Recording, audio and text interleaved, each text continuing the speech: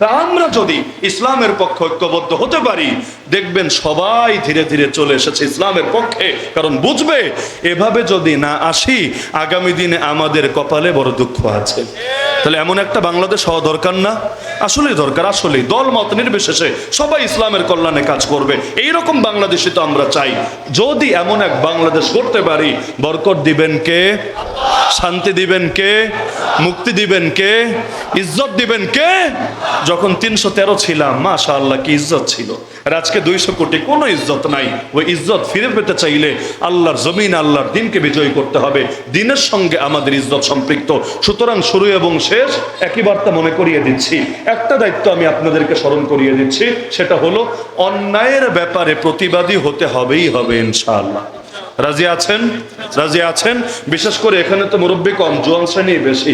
আপনারা যদি অন্যায়ের ব্যাপারে প্রতিবাদী হতে পারেন, পুরো দেশ চেঞ্জ না হলেও আমি গ্যারান্টি দিয়ে বলবো এই সমাজ, এই গ্রাম, এই এলাকা চেঞ্জ হবেই হবে ইনশাআল্লাহ।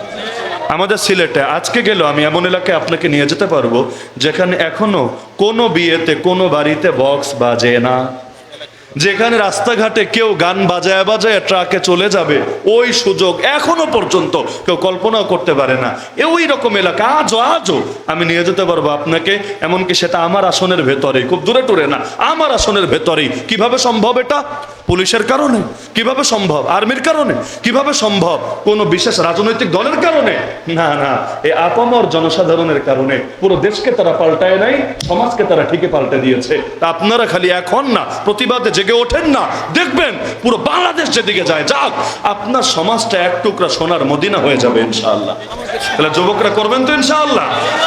মুরব্বীরা লিড দিবেন, মুরব্বীরা লিড দিবেন, ওলামায়ে কেরাম পরামর্শ এবং দিক নির্দেশনা দিবেন, আর যুবকরা সেটা ফিল্ডে বাস্তবায়ন করবেন। মাহফিল একদিন, আমাদের মিশন চলবে প্রতিদিন। ব্যাটারিতে চার্জ দেই 1 ঘন্টা, চালাই তো ভাই আরো 23 ঘন্টা। একইভাবে আজকে মাহফিলে বসে দিলে চার্জ দিব, কিন্তু আজকে থেকেই বৈশা যাব না, আগামীকাল থেকে আসল মিশনে নেমে পড়ব। আগামী 1টা বছর সকল অন্যায়ের বিরুদ্ধে দুর্বার আন্দোলন গড়ে তুলব ইনশাআল্লাহ। পারবেন? পারবেন? সবচাইতে বড় দায়িত্ব দেই নাই, মাঝারি দায়িত্বটা দিয়েছি। সবচাইতে বড় দায়িত্ব তো হাত দিয়ে প্রতিরোধ, তাই না? জিহাদ, জিহাদ। ওই সবচাইতে বড়টা দিলাম না, মাঝেরটাই খালি দিলাম। এইটা যদি করতে পারেন, আল্লাহ বড়টার হিম্মত দিলের মধ্যে দিয়ে দেবেন ইনশাআল্লাহ। তাহলে জবানের ব্যাপারে, জবানের ব্যাপারে জবান চালান। হকের পক্ষে না হকের বিপক্ষে? জীবন কয়টা? সুযোগ কয়টা? একটা। যেহেতু জীবন, একটা সুযোগ, আল্লাহর সাথে প্রতিজ্ঞাবদ্ধ হন, আয় আল্লাহ, যতদিন পর্যন্ত ভেতরে প্রাণ আছে, সেই প্রাণে স্পন্দন আছে, ধমনীতে রক্ত প্রবাহিত আছে, হকের পক্ষে বাতিলের বিপক্ষে আমার আমৃত্যু লড়াই চলবেই চলবে, চলবেই চলবে, চলবেই চলবে ইনশাআল্লাহ। আল্লাহ সবাইকে তৌফিক দান করুন। আজকের এই মাহফিলকে কবুল করুন। বিশাল মজমা আলহামদুলিল্লাহ। আল্লাহ সবাইকে জামানার ওমর, জামানার হামজা, জামানার খালেদ, জামানার তারেক হিসেবে কবুল করুন। দুনিয়াতে আর দেখা হোক বা না হোক, আল্লাহ জান্নাতে মিলিত হওয়ার তৌফিক দান করুন। আল্লাহ নবী তাদেরকে জিজ্ঞেস করলেন, আচ্ছা তোমরা আমার থেকে কেমন আচরণ চাচ্ছ বলো দেখি। আমি বিচার করার আগে শুনতে যাচ্ছি তোমাদের অভিমত। তোমরা কেমন আচরণ চাও আমার থেকে বলো দেখি।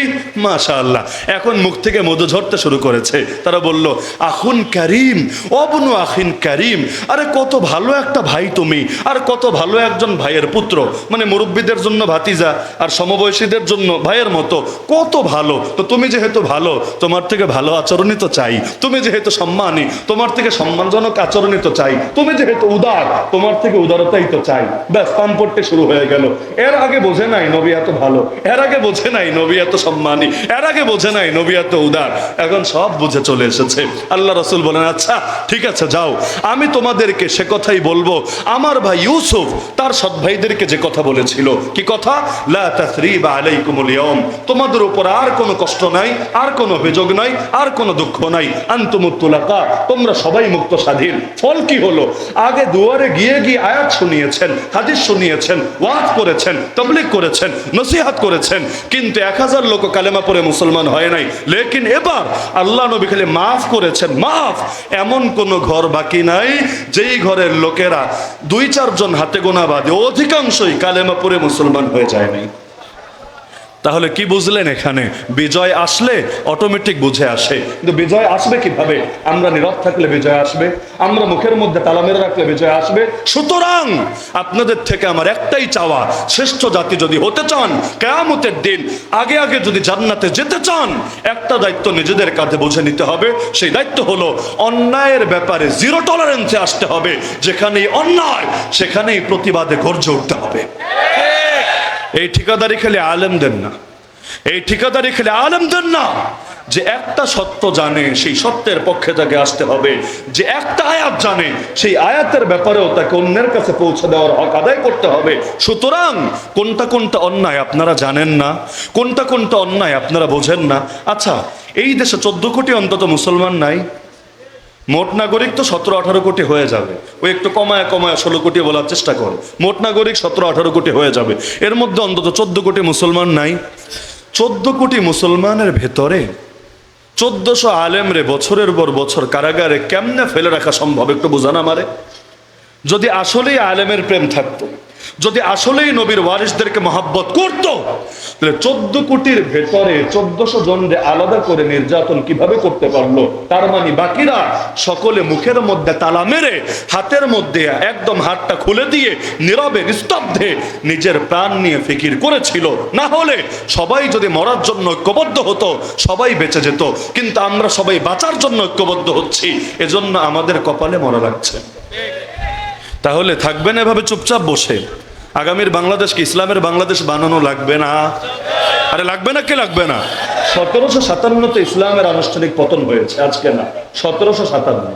দেখতে দেখতে 1857 গেল, 1957 গেল, এই 2057 বিশ্বাস করেন দেখতে দেখতে চলে আসবে। আর কত? 505 বছরে ইসলামী শাসন ছিল এই বাংলায়। 1252 থেকে শুরু, 1757-তে শেষ। সেই আদর্শ আবারও জিন্দা হোক, চান তো আপনারা? আরে চান তো আপনারা? মূল ফোকাস ঠিক রাখেন, দৃষ্টি এদিক সেদিক ঘোরায়েন না। মূল ফোকাস কেন বলছে জানেন? মাঝে মাঝে কষ্ট লাগে। কামের কাম বাদ দিয়া আকামে জড়ালে ভাই কষ্ট তো লাগারই কথা। এখন সবচাইতে বেশি জোর দেওয়া দরকার ছিল ঐক্যের ব্যাপারে, তাই না? সবচাইতে বেশি দিনের জন্য ঐক্য, খালি নির্বাচনে ঐক্য না। আরে নির্বাচন আজকে আছে কালকে নাই, নির্বাচন কি সারা জীবন চলে নাকি রে ভাই? লেকিন আমাদের ভেতর ঐক্য যদি থাকে, কিসের নির্বাচন? প্রয়োজনে বিপ্লব করে হলেও, প্রয়োজনে বিপ্লব করে হলেও ইসলামের ক্ষমতায় নেওয়া সম্ভব নাকি সম্ভব না? কিন্তু ঝামেলা কোথায়? অনেকে কষ্ট পাবেন তাও বলি, অনেকে দলের বাইরে কথা সহ্য করতে পারে, দলের বাইরে কথা শুনলে মাথা ঠিক থাকে না।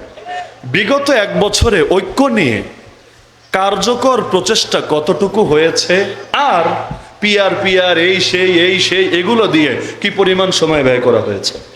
পিয়ার না হলে নির্বাচন মানি না, পিয়ার না হলে জুলাই সনদ মানি না, পিয়ার না হলে কোনো কিছু হবে না। অথচ ঐক্য হলে পিয়ার লাগতো না। এমনি মানুষ অপেক্ষায় ছিল আলেমদেরকে, ইসলামপন্থীদেরকে ক্ষমতায় পৌঁছে দেবে। লেকিন এই সমস্ত ইস্যু এসে মাঝখানে ঐক্যটাও ঠিকভাবে হয় নাই। হয়েছে? হয় নাই। এখনো পর্যন্ত দলাদলি, কাদা ছড়াছড়ি সব ঠিকভাবে চলছে। মাঝখানে আজকে তো জুলাই সনদেও স্বাক্ষর হয়ে গেছে, হয় নাই? পিয়ার এসেছে? পিয়ার ছাড়াই তো ভাই সাইন দিয়ে দিলেন ঠিকই, অথচ 2 দিন আগে বললেন পিয়ার না হলে জুলাই সনদে সাইন দেব না, আইনি ভিত্তি না পেলে জুলাই সনদে সাইন দেব না। দিলেন তো ঠিকই, তো পানি ঠিকই খাইলেন, অযথা ঘোলা কইরাই তো খাইলেন। অথচ এই পরিমাণ মেহনত যদি ঐক্যের জন্য করতেন, সবাই বারবার বসে একটা রূপরেখা বানিয়ে ঐক্য যদি করতেন, এতদিনে বাংলাদেশে ইসলামের জয় জয়কার শুরু হয়ে যেত। এখন তো মানুষের আশা ধীরে ধীরে কমে যাচ্ছে। বলে হুজুর আর আশা নাই, আপনারা এক হবেন না, আপনারা ঠিক হবেন না, আর আশা নাই। এখনো মানুষ কিন্তু অনেকে নিরাশায়। লেকিন আমি মনে করি এখনো যদি সবাই ঐক্যবদ্ধ হতে পারি, মানুষ কিন্তু ইসলামের পক্ষে আস্থা রাখবে ইনশাআল্লাহ। কে রাখবেন না? আপনারা রাখবেন না? সবাই রাখবে ইনশাআল্লাহ। এমনকি মজার ব্যাপার কি জানেন? তখন সেকুলার দল যারা, ধর্মভিত্তিক দল না, সেকুলার দল যারা, তারাও বলতে শুরু করবে আমরাও ধর্মীয় মূল্যবোধে বিশ্বাসী, আমরাও ইসলামপন্থী, আমরাও ইসলামের পক্ষে আছি। খালি ভোট দিয়া দেখ বেটা, আমরাও মদিনা সনদে দেশ চালাবো, আমরাও এই করব সেই করব, বলা শুরু করবে নাকি করবে না? নির্বাচন আসলে নামাজি বাড়ে না, নির্বাচন আসলে ওয়াজ মাহফিলে নতুন নতুন সভাপতিও দেখা যায় না, নির্বাচন আসলে ভোট চাওয়ার জন্য বহুত মানুষ বহুত ধান্দা করে না, বহুত ভাবের করে ভাই। তারাকান্দা এক মাহফিল ছিল, ময়মনসিংহ তারাকান্দা, কয়দিন আগে। তো লাস্টে বসে আছি বসে আছি বসে আছি, মাহফিল আমার ওই দিন অনেকগুলা, তো একটাই দেরি হলে তো অটোমেটিক সবগুলা দেরি হতে থাকবে, চেইনের মতো, এটা কিচ্ছু করার নাই। বসে আছি বসে আছি বসে আছে, নেতাই শেষ হয় না। এক দলের, বহু দলের না, এক দলের, এও প্রার্থী, ও প্রার্থী, ও প্রার্থী, ও প্রার্থী, ও প্রার্থী। এখন বড় নেতা যেহেতু কাউরে এখনো আলাদা খাস করে নাই, কারণ সবাই ভোটটা আমারই দিয়েন, আমার এই গুণ, এই ফজিলত, এই কাজ। আর একজন এসে আমারই দিয়েন। একজন বললো, আরে এরা সবাই বাচ্চা বলাবান, ওদের ভোট না দিলেও চলবে, ওদের জীবন পড়ে আছে, আমার বয়স 75, আমারে ভোটটা দিয়েন, মরার আগে অন্তত একবার আপনাদের খেদমত করে যাই। এখন বসে বসে শুনছি শুনছি আর ঘড়ি দেখছি, দেখতে দেখতে আলহামদুলিল্লাহ আধা ঘন্টা চলে গেছে, আধা ঘন্টা খতম। মাহফিলের সভাপতি ছিলেন বড় এক আলেম, রাগ করে চলেই গেছেন, রাগ করে চলেই গেছেন। পাবলিকও এক পর্যায়ে শুরু করলো গালাগালি, সবাই দাঁড়ায় গেল, একদম নেতার বয়ানের মধ্যে এমন গালি গালা শুরু করলো, কিছু মানুষ হাঁটা শুরু করলো। অবশেষে বুঝলো না আর চলবে না, হুজুরে এবার মাইক দিতে হবে। মাইক নিয়ে আমি বললাম, আজকের মাহফিল এবং রাজনৈতিক সভার সম্মানিত সভাপতি এবং আয়োজক বৃন্দ, শুরু করলাম। তারপর বললাম, এই যে দেখেন, আমারে বসায় বসায় যে এতক্ষণ আপনাদের ওয়াজ শোনালেন, কি লাভ হলো? এর চাইতে দুইটা আলাদা করে ফেলতেন, রাজনীতির জন্য আলাদা টাইম, হুজুরের জন্য আলাদা টাইম। হুজুরের টাইমে হুজুর ওয়াজ করবে, চলে যাবে, এরপর আপনারা ইচ্ছা মতো আপনাদের কথা বলবেন, পাবলিক সারা রাত বৈশা শুনবে। নাকি ভয় পান হুজুর চইলা গেলে আপনাদের কথা শোনার জন্য মশামাছি আর থাকবে না, এই জন্য হুজুররে বসায় রেখে ওই চান্দে গোল দিতে হবে? এগুলোই তো চলে নির্বাচন আসলে, অথচ বাকি টাইমে চাওয়া লাগে না, তাও লাখ লাখ টাকা দিতে রেডি এই টাইমে। লেকিন অন্য টাইমে দুইটা পয়সা অনেকের বের হয় না আল্লাহর দ্বীনের জন্য।